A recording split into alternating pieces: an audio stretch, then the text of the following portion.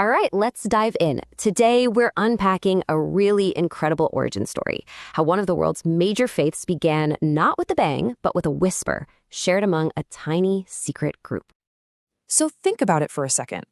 How does a global faith get its start? I mean, when you picture a movement that's going to change the world, what comes to mind? Armies, right? Revolutions? Grand proclamations in front of huge crowds? Well, this story, it didn't start with any of that. There were no swords, no legions marching, no big public campaigns. In fact, it was the complete opposite. It all began with a secret, a profound, world-altering idea shared between just 40 people, completely hidden away from the world. This is their story, the story of the first 40. So our story kicks off in the city of Makkah.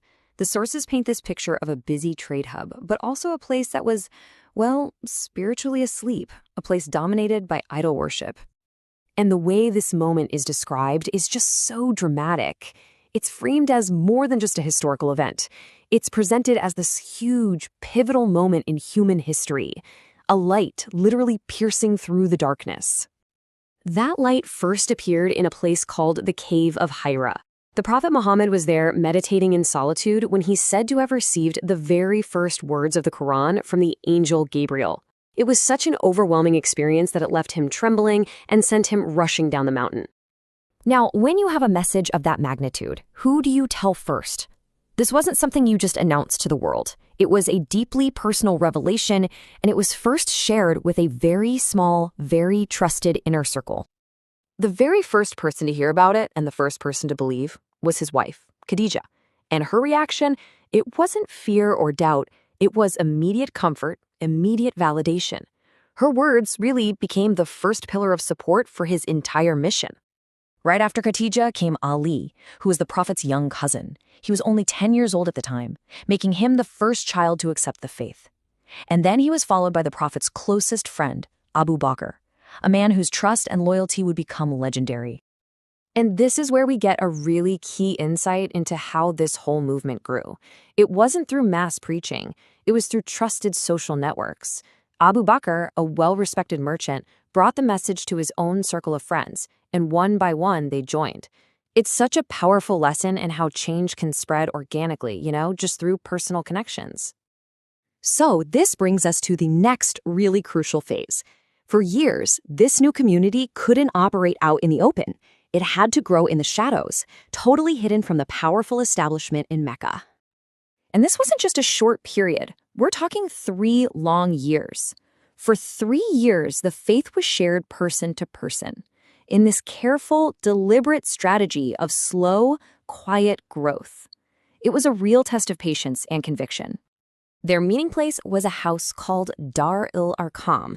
This basically became the first secret headquarters of Islam. It was where this small band of believers could gather to learn and strengthen their bonds, all hidden away from Makkah's powerful Quraysh tribe, who pretty much controlled the city's social and religious life. So after 3 years of these hushed conversations, these secret meetings, and this quiet conviction, how big had the community actually gotten? Well, the number is what gives this whole origin story its name. 40. That's it.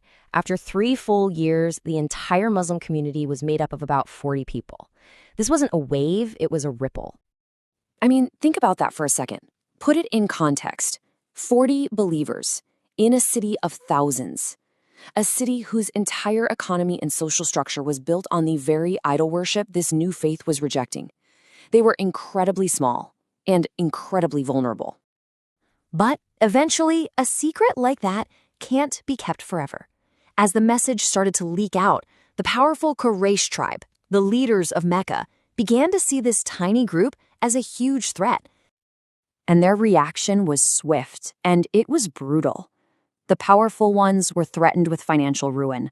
The Prophet himself was targeted with public ridicule and even physical attacks. But the worst of it? That was reserved for the most vulnerable members, the slaves and the poor who I'd converted. One of the most powerful stories from this period is about a man named Bilal. He was a slave, and he was being tortured under the scorching desert sun, with a heavy boulder placed on his chest. And his response, as the sources describe it, wasn't to give in. It was to whisper Ahad Ahad, which means one, a declaration of his belief in one God. And for some, the price of their faith was, well, it was everything. Sumaya, another believer who didn't have tribal protection, endured immense torture. She ultimately became the first person to be killed for her belief in Islam and is remembered today as its first martyr. But here's the thing.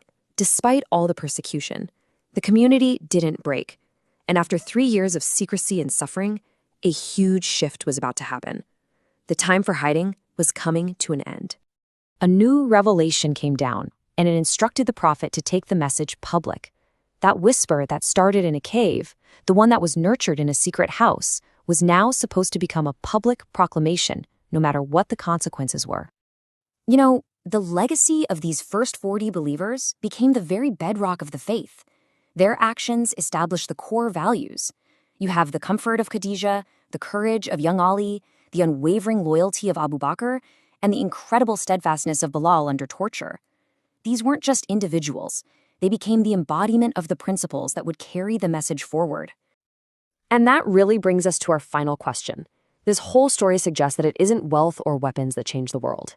It's that unshakable conviction in an idea, it's the strength of community, and it's the courage to keep going in the face of impossible odds. It leaves you wondering, what is it really that gives a small, dedicated group the power to truly change the world? Any query, please comment me. And also subscribe to the USA Blogs YouTube channel, like and share the videos. Allah Hafiz.